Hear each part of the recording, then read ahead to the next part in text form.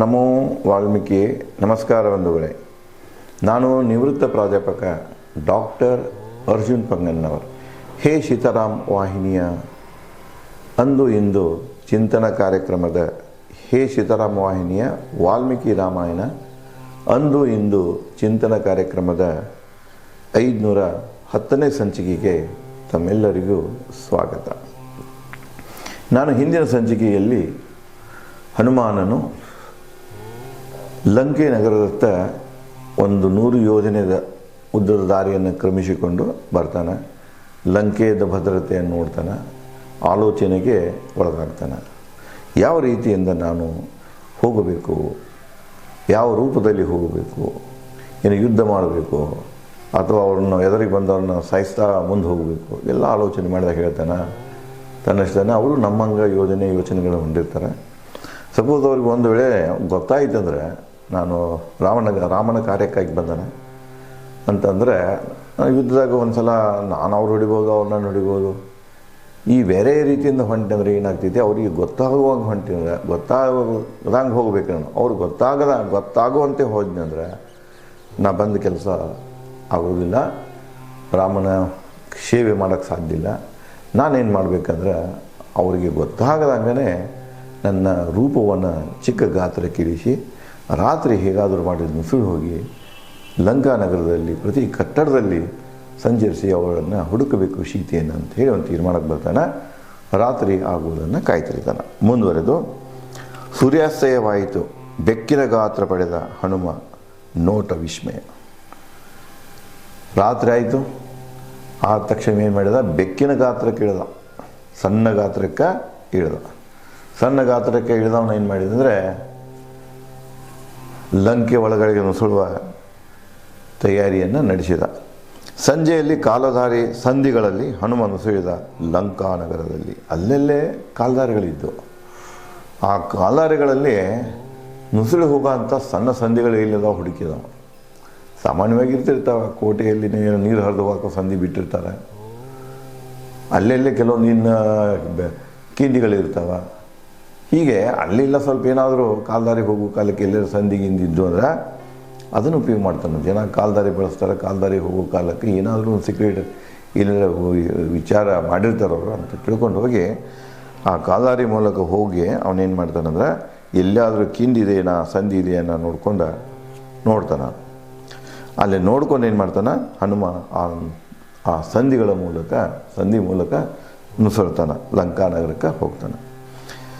ಗಂಧರ್ವ ನಗರಗಳಂತೆ ಹೊಂಬಣ್ಣಿನ ಸ್ತಂಭಗಳು, ಕಿಟಕಿಗಳ ಕಟ್ಟಡಗಳನ್ನು ಕಂಡ ಹನುಮ ಒಳಗೆ ಹೋಗು ತಡ ಇಲ್ಲದಂದ್ರೆ ಈಗ ಹೆಂಗೆ ಗಂಧರ್ವರದ್ದು ನಗರಗಳೇನಿದ್ದಿಲ್ಲ, ಈ ಗಂಧರ್ವ ನಗರಗಳು ಯಾವ ರೀತಿಯಾಗಿ ಸುಸಜ್ಜಿತವಾಗಿದ್ದು ಅದೇ ರೀತಿಯಾಗಿದ್ದು ಎತ್ತು ನೋಡ್ತಿ ಅತ್ತೆಲ್ಲ ಕಟ್ಟಡಗಳಿಗೆ ಬಳಸಿದಂಥ ಕಂಬಗಳು ಹೊಂಬಣ್ಣಿನಂತೆ ಕಾಣ್ತಿದ್ವು. ಅಂದರೆ ಅವಕ್ಕೆಲ್ಲನೂ ಈ ಚಿನ್ನದ ಲೇಪನವನ್ನು ಮಾಡಲಾಗಿತ್ತು ಅಥವಾ ಚಿನ್ನದ ತಗಡನ್ನು ಬೆಳೆಯಲಾಗಿತ್ತು, ಚಿನ್ನದ ಜೊತೆ ಕಾಣಿಸ್ತಿದ್ದು. ಎತ್ತ ನೋಡಿದ್ರೆ ಹೊಂಬಣ್ಣ. 7-8 ಅಂತಸ್ತುಗಳ ಬಿಲ್ಡಿಂಗ್ ಕಟ್ಟಡಗಳು, 7 ಸ್ಟೋರಿಡ್ 8 ಸ್ಟೋರಿಡ್. ನಾವೇನು ತಿಳ್ತೀವೋ ಈ ಅಂತಸ್ತುಗಳ ಕಟ್ಟಡ ನಮಗಷ್ಟೇ ಗೊತ್ತಿದೆ ಅಂತ ತಿಳ್ತೇವೆ. ಇಲ್ಲ, ಇದು ಏನಿದೆಯಲ್ಲ ಸಿವಿಲ್ ಇಂಜಿನಿಯರಿಂಗ್, ಇದು ತ್ರೇತಾಯುಗದಲ್ಲಿನೂ ಸಾಕಷ್ಟು ವಿಕಸಿತಗೊಂಡಿತ್ತು.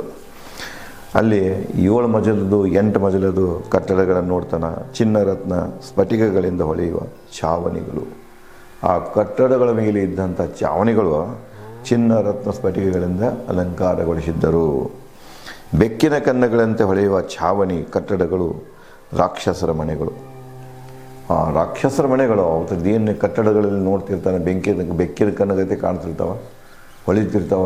ಯಾಕಂದರೆ ಎಲ್ಲ ಇವುದರಿಂದನ ಕಿಮ್ಮತ್ತಿನ ಹಳ್ಳಗಳಿಂದನ ಅವರೆಲ್ಲನೂ ಶೃಂಗಾರ ಮಾಡಿರ್ತಾರೆ, ಅವನು ಬಳಸಿರ್ತಾರೆ ಕಟ್ಟಡದಾಗ.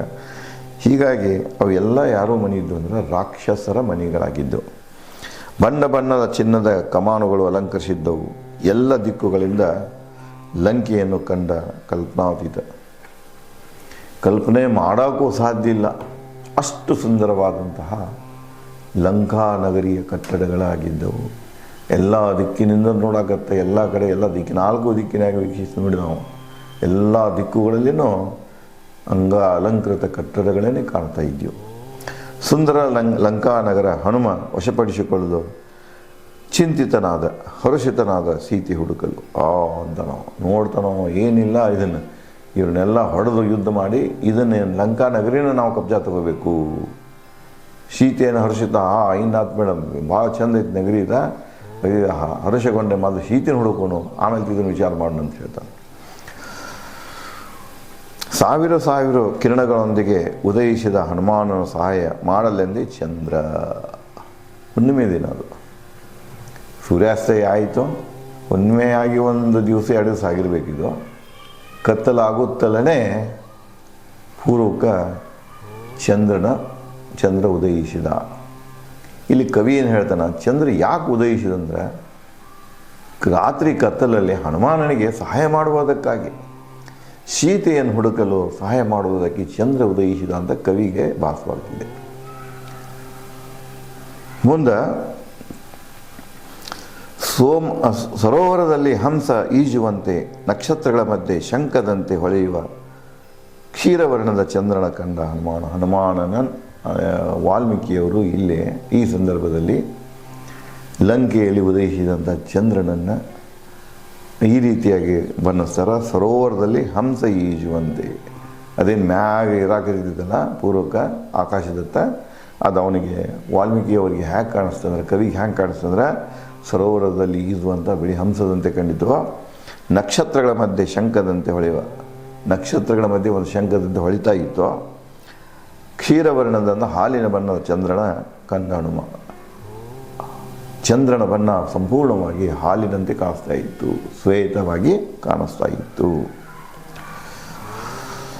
ಕಂಡು ಬೆಕ್ಕಿನ ಕನ್ನಿಗಳಂಥ ರತ್ನ ವಜ್ರ ಹರಳು ಅಲಂಕೃತ ಸುವರ್ಣ ದ್ವಾರಗಳ ಲಂಕಾನಗರದ ಎಲ್ಲ ದ್ವಾರಗಳನ್ನು ಕೂಡ ವಜ್ರಗಳಿಂದ ಹರಳ ಅವುಗಳಿಂದ ಅಲಂಕೃತವಾದದ್ದನ್ನು ಕಾಂಡ.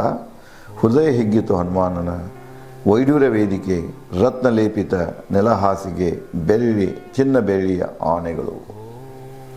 ಅಲ್ಲಿ ನೋಡಿ ಅವ್ರ ಒಂದು ವೈಭವ ನೋಡಿಕೊಂಡು, ಶ್ರೀಮಂತಿಕೆಯನ್ನು ನೋಡಿಕೊಂಡು ಹನುಮಾನನ ಮನಸ್ಸು ಹಿಗ್ಗುತ್ತದ. ಅಲ್ಲಿ ಅವ ಏನೇನು ಕಾಣ್ತಾನಂದ್ರೆ ವೈಡೂರ್ಯದಿಂದ ತಯಾರಿಸಿದಂಥ ವೇದಿಕೆ, ಆಸನಗಳು, ರತ್ನಲೇಪಿತ ನೆಲಹಾಸಿಗೆ, ಫ್ಲೋರ್ಗೇನು ಹಾಸ್ತಾರಲ್ಲ ಮ್ಯಾಟ್ ಅಂತ ಕರಿತೀವಲ್ಲ, ಮ್ಯಾಟ್ ಎತ್ತರಿಂದ ಇದ್ದಪ್ಪ ಅಂದ್ರವ ರತ್ನಲೇಪಿತ ಇದ್ದು. ಚಿನ್ನ ಬೆಳ್ಳಿಯ ಆನೆಗಳು, ಅಲ್ಲೆಲ್ಲ ಚಿನ್ನ ಬೆಳ್ಳಿಯ ಆನೆಗಳನ್ನು ಸ್ಥಾಪಿಸಿದ್ರು. ಈಗ ಹೆಂಗೆ ನಾವು ಕಲ್ಲಿನ ಆನೆ ಮಾಡ್ತೀವಿ ಅಥವಾ ಸಿಮೆಂಟ್ದ ಆನೆ ಮಾಡ್ಕೊಂಡು ಮನೆ ಕಂಪೌಂಡ್ ಗೋಡಿ ಮ್ಯಾಗೋ ಸೈಡ್ಕೋ ಬಾಗಲ್ಕೋ ನಿಲ್ಲಿಸ್ತೀವಲ್ಲ, ಅದೇ ರೀತಿಯ ಅವರು ಚಿನ್ನ ಮತ್ತು ಬೆಳ್ಳಿಗಳಿಂದ ತಯಾರಿಸಿದಂಥ ಆನೆ ಮೂರ್ತಿಗಳನ್ನು ಹೊಂದಿದ್ರು. ವಜ್ರ ರತ್ನಗಳ ಸೋಪಾನ, ಧೂಳರಹಿತ ಮುತ್ತು ರತ್ನ ಲೇಪಿತ ಗೋಡೆಗಳು, ಒಳಾಂಗಣಗಳು, ಸುಸಜ್ಜಿತ ಸಭಾಂಗಣಗಳು. ನೋಡ್ತಿ ಅತ್ತೆಲ್ಲ ಈ ವಜ್ರ ರತ್ನಗಳಿಂದನೇ ಇತ್ತು.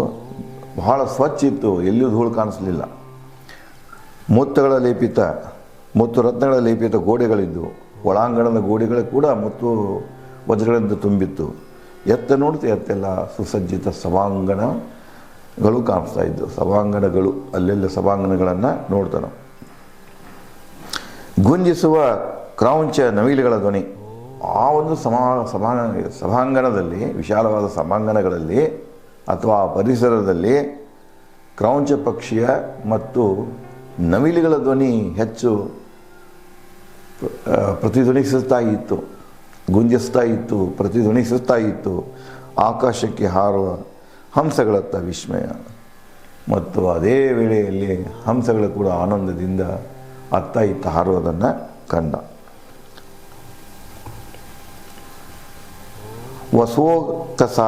ವಸೋಕಸಾರ ನಗರ ಅಂದರೆ ಇಂದ್ರನ ಅಮರಾವತಿಗೆ ವಸೋಕಸಾಗರ ಅಂತ ಹೇಳಿ ಇನ್ನೊಂದು ಹೆಸರು. ವಸೋಕಸಾರ ನಗರ ವೈಭವಕ್ಕೆ ಸಮ ಕಂಡಿತು ರಾವಣ ಲಂಕಾನಗರವು.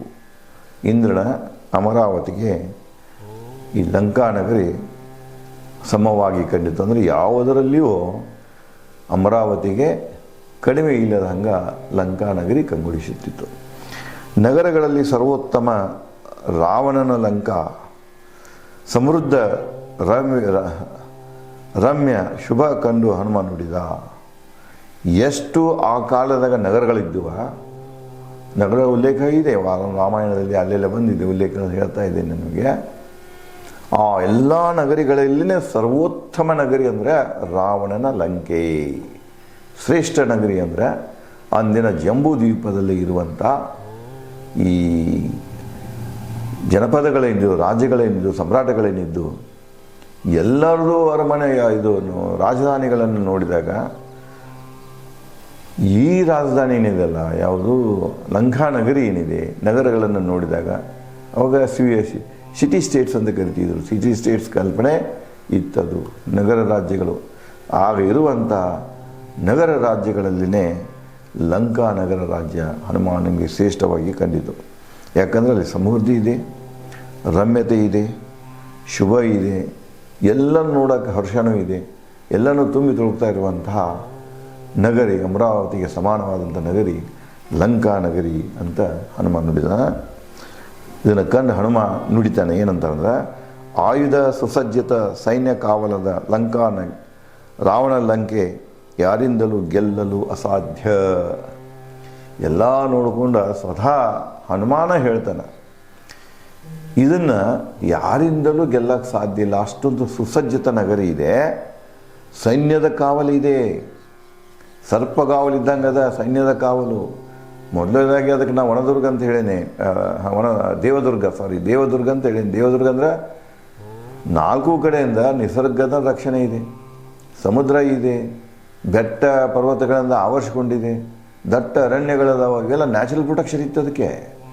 ಇದರ ಮಧ್ಯದಲ್ಲಿ ಮತ್ತು ಕ್ವಾಟಿ, ಆ ಕ್ವಾಟಿ ನಡುವ ಲಂಕಾನಗರಿ ಇತ್ತು. ಇದೆಲ್ಲ ದಾಟಿ ಬಂದು ಇವನು ಗೆಲ್ಲಕ್ಕೆ ಸಾಧ್ಯನೇ ಇಲ್ಲ ಅಂಥೇಳಿ ತನ್ನ ಮನವರಿಕೆ ಮಾತುಗಳನ್ನು ಹನುಮಾನ ಆಡ್ತಾನೆ.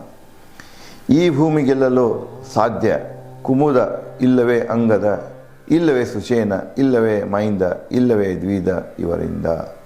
ಒಂದು ವೇಳೆ ಯುದ್ಧ ಆಯ್ತಂದ್ರೆ ಇದನ್ನು ಗೆಲ್ಲಕ್ಕೆ ಯಾರಿಗೆ ಸಾಧ್ಯಪ್ಪ ಅಂದ್ರೆ ಕುಮುದ, ಅಂಗದ, ಇಲ್ಲವೇ ಸುಶೇಷನ, ಇಲ್ಲವೇ ವೈಂದ, ಇಲ್ಲವೇ ದ್ವಿಧ. ಈ ಒಂದು ವಾನರ ವೀರರಿಂದ ಮಾತ್ರ ಇಲ್ಲಿ ಯುದ್ಧ ಮಾಡಿ ಗೆಲ್ಲಲಿಕ್ಕೆ ಸಾಧ್ಯ. ಇವನ್ನು ಹೊರತುಪಡಿಸಿ ಉಳಿಕಿದವರಿಗೆ ಸಾಧ್ಯವಿಲ್ಲ. ಸಾಧ್ಯ ಭೇದಿಸಲು ಈ ಭೂಮಿ ಸುಗ್ರೀವ, ಕುಸಪರ್ವನ, ವಾನರ ನಾಯಕ ರಿಕ್ಷ ಇವರಿಂದ. ಮುಂದುವರೆದು ಹೇಳ್ತಾನೆ, ಇದನ್ನು ಭೇದಿಸಲಿಕ್ಕೆ ಸುಗ್ರೀವನಿಗೂ ಸಾಧ್ಯ ಇದೆ, ಕುಸಪರ್ವನಿಗೂ ಸಾಧ್ಯ ಇದೆ. ಅವ ಕುಸಪರ್ವನ ನಾಯಕ, ವಾನರನ ನಾಯಕ, ಇವ್ರಿಗೆ ಸಾಧ್ಯ ಇದೆ. ಅಂದರೆ ಕೆಲವೊಂದು ಮಂದಿಗೆ ಮಾತ್ರ ಇದು ಸಾಧ್ಯ ಇದೆ, ಉಳಿಗಿದವರಿಗೆ ಇದು ಸಾಧ್ಯ ಇಲ್ಲ. ಅಶಾನುಬಾಹು ಸಬಲ ರಾಮ ಮತ್ತು ಶೂರ ಲಕ್ಷ್ಮಣರ ನೆನಪಿಸಿ ಸಂತೋಷಪಟ್ಟನು ಹನುಮಾನ. ಇದರ ಜೊತೆಗೆ ಈ ರಾವಣನ ಯುದ್ಧ ಮಾಡಿ ಸೋಲಿಸುವಂಥ ಸಾಮರ್ಥ್ಯ ಯಾರಲ್ಲಿದೆ ಅಂದರೆ ರಾಮ ಮತ್ತು ಲಕ್ಷ್ಮಣರಲ್ಲಿ ಇದೆ ಅಂದ್ಕೊಂಡು ನೆನಪಿಸಿಕೊಂಡ ಸಂತೋಷ ಪಡ್ತಾನೆ. ಖಂಡಿತ ರಾಕ್ಷಸ ನಗರ ಆಭರಣಭೂಷಿತ ಹೆಣ್ಣಿನಂತೆ. ನೋಡಿ ಇಲ್ಲಿ ಮತ್ತು ಅಲಂಕಾರ. ವಾಲ್ಮೀಕಿ ಅವ್ರು ಏನು ಹೇಳ್ತಾರೆ, ಹನುಮಾನನಿಗೆ ರಾವಣ ಲಂಕ ಹೆಂಗೆ ಕಾಣಿತಪ್ಪ ಅಂದ್ರೆ ಆಭರಣಭೂಷಿತ ಹೆಣ್ಣಿನಂತೆ. ಎಲ್ಲ ಆಭರಣಗಳು ಧರಿಸಿ ಹೆಣ್ಣು ಹೇಗೆ ನಿಂತಿರ್ತದೆ, ಮದುವೆ ಹೇಗೆ ನಿಂತಿರ್ತಾಳೆ ಹಾಗೆ ಲಂಕೆ ಕಾಣಿಸ್ತಿದೆ. ವಜ್ರ ತುಂಬಿದ ಉಡುಪು, ಮೊಳೆಕಟ್ಟು. ಉಡುಪು ವಜ್ರದ ಕೆಲಸ ಅಂದರೆ ವಜ್ರ, ಅಲ್ಲೆಲ್ಲಿ ವಜ್ರನ ಅಳವಡಿಸಿದಂಥ ಸಂಪೂರ್ಣ ಉಡುಪು ಹೆಣ್ಣಿನ ಒಂದು ಮಗಳಿಗೆ. ಮಲೆಕಟ್ಟು ಏನಿದೆಯಲ್ಲ, ಮಲೆಕಟ್ಟು ಕೂಡ ಈ ವಜ್ರದ ಇವುಗಳಿಂದ ತಯಾರು ಮಾಡಿದಂಥ ಮಲೆಕಟ್ಟಿತ್ತು. ಮಲೆಕಟ್ಟು ಇದಕ್ಕೆ ಹೋಲಿಸ್ತಾ ಇದ್ದೆ ನಾವು ಯಾವುದನ್ನು, ಇದನ್ನು ರಾವಣನ ಈ ಲಂಕಾ ನಗರಿಯನ್ನು ಒಂದು ಸುಂದರ ಆಭರಣಗಳನ್ನು ಅಲಂಕಾರ ಮಾಡಿಕೊಂಡು ನಿಂತ್ಕೊಂಡಂತಹ ಹೆಣ್ಣಿಗೆ ಹೋಲಿಸ್ತಾ ಇದ್ದಾನೆ. ಕರ್ಣಮಂಡಲ, ಕಿವ್ಯಾಗ ಆಭರಣಗಳನ್ನ ಹಾಕಿರ್ತಾಳೆ ಹೆಣ್ಮಗಳು. ಕರ್ಣಮಂಡಲ, ಕತ್ತಲ ಬೇಯಿಸಿದ ದೀಪಗಳ ಮನೆಗಳು. ಕಂಡು ಹನುಮಾನ ಲಂಕೆಯ ಉಪವನ ಹೂದೋಟಗಳನ್ನು. ಅಷ್ಟೇ ಅಲ್ಲ, ಮುಂದೆ ಹೋಗ್ತಾನೆ, ಅಲ್ಲಿ ಮನೆಗಳಲ್ಲಿ ದೀಪಗಳಿರ್ತಾವ ಮತ್ತು ಲಂಕೆಯ ಉಪವನಗಳಿರ್ತಾವ, ಹೂದೋಟಗಳಿರ್ತಾವ. ಅವನ್ನೆಲ್ಲನೂ ನೋಡ್ತಾ ಹೋಗ್ತಾನೆ. ಭಯಾನಕ ಮುಖ, ಕಣ್ಣುಗಳ ತೆರೆದುಕೊಂಡು ನಿಂತಳು ಲಂಕೆ. ಬಲಶಾಲಿ ವಾನರರ ಎದುರು ನುಡಿದಳು ಹನುಮಾನನಿಗೆ. ಇಷ್ಟೆಲ್ಲ ನೋಡ್ಕೊಂಡು ಹೊಂಟಿರ್ತಾನೆ, ಸಣ್ಣ ರೂಪ ತಗೊಂಡು ಹೊಂಟಿರ್ತಾನೆ. ಅಷ್ಟ್ರಾಗನ ಆ ಲಂಕೆಯನ್ನು ರಕ್ಷಣೆ ಮಾಡಿ ಹಂಗೆ ಸಿಂಹಳ ದೀಪವನ್ನು ಸಿಮಿಕಾ ರಕ್ಷಣೆ ಮಾಡ್ತಾಳೆ, ಸಿಮಿಕಾನಿಂದ ಸಿಂಹಳ ದೀಪ ಆಗಿರೋದು. ಇಲ್ಲಿ ಲಂಕಾನಗರಿ ರಕ್ಷಣೆಗೆ ಒಬ್ಬ ದೈತ ರಾಕ್ಷಸಿನಿ ಇದ್ದಳು. ಆಕೆ ಹೆಸರನ್ನು ಲಂಕೆ. ಆಕೆ ಹನುಮಾನನ ನೋಡ್ತಾಳೆ. ಆಕೆ ಸಣ್ಣ ಇದರಾಗ ಬರೋದು ಅನ್ನಂದ್ರೆ ಎಷ್ಟು ಭದ್ರತೆ ಇತ್ತು ನೋಡಿ. ಹನುಮಾನನಿಗೂ ಸಣ್ಣ ಆಕಾರ ಮಾಡಿಕೊಂಡು ನುಸುಳಕ್ಕೆ ಪ್ರಯತ್ನ ಮಾಡಿದ್ರೂ ಕೂಡ ಅದು ಸಾಧ್ಯವಿದ್ದಿದ್ದಿಲ್ಲ. ಅವನು ಆ ಲಂಕೆಯ ಕಣ್ಣಿಗೆ ಬೀಳ್ತಾನೆ. ಅಂದರೆ ಎಷ್ಟು ಸೂಕ್ಷ್ಮಾತಿ ಸೂಕ್ಷ್ಮದಲ್ಲಿ ಆ ಗಡಿಯನ್ನು ಕಾಯ್ತಿದ್ದರು ಅನ್ನೋದು ಬಹಳ ಮುಖ್ಯ. ಇವತ್ತು ನಾವು ನೋಡ್ತಾ ಹೋದರೆ ಒಂದೊಂದು ಸಲ ನಮಗೆ ದುಃಖ ಅನ್ನಿಸ್ತಿದೆ. ಇಂಟೆಲಿಜೆನ್ಸ್ ಇರ್ತದೆ, ನಮ್ಮಲ್ಲಿ ಡಿಫೆನ್ಸ್ ಇರ್ತದೆ, ಎಲ್ಲನೂ ಇರ್ತದೆ. ಆದರೂ ಕೂಡ ನುಸುಳು ಬಂದಿರ್ತಾರೆ. ಟೆರರಿಸ್ಟ್ ಆ್ಯಕ್ಟಿವಿಟೀಸ್ ನಡೀತಾನೆ ಇರ್ತಾವೆ. ನಡೆದ ನಂತರ ನಮ್ಗೆ ಗೊತ್ತಾಗ್ತಿದೆ ಇಲ್ಲಿ ಯಾರೋ ಬಂದರು, ಈ ಮಾರ್ಗದಿಂದ ಬಂದರು, ಈ ಮಾರ್ಗದಿಂದ ಬಂದರು, ಇವರು ಇದನ್ನು ಮಾಡಿದರು, ಇವರು ಗುಂಡು ಹಾಕಿದರು, ಇವರು ವಿಧಾನಸಭೆ ಇದಕ್ಕೆ ಪಾರ್ಲಿಮೆಂಟಿಗೆ ಬಂದು ಕಳಿಸಿ ಹಲ್ಲೆ ಮಾಡಿದರು ಅಂದರೆ ಇದು ಭದ್ರತೆಯಲ್ಲಿ ನ್ಯೂನ್ಯತೆಯನ್ನು ತೋರಿಸಿದೆ ನೋಡಿ. ಲಂಕಾದಲ್ಲಿ ಹಾಗಿಲ್ಲ. ಇವು ಎಷ್ಟೋ ಗಾತ್ರ ಬದಲು ಮಾಡ್ಕೊಂಡು ಬಂದರೂ ಕೂಡ ಲಂಕೆ ಕಣ್ಣಿಗೆ ಬೀಳ್ತಾನೆ. ಹನುಮಾನನ ಕಂಡು ಲಂಕೆ ಯಾವ ರೀತಿಯಾಗಿ ಹನುಮಾನನ ಮಾತಾಡ್ತಾಳೆ, ಅವರಿಗೂ ಮಧ್ಯದಲ್ಲಿ ಏನು ಸಂವಾದ ನಡೆದಿದೆ, ಏನು ಯುದ್ಧ ಆಗ್ತಿದೆ ಅನ್ನೋದನ್ನು ನಾನು ತಮಗೆ ಮುಂದಿನ ಸಂಚಿಕೆಯಲ್ಲಿ ಹಂಚಿಕೊಳ್ಳುತ್ತೇನೆ. ಧನ್ಯವಾದಗಳು.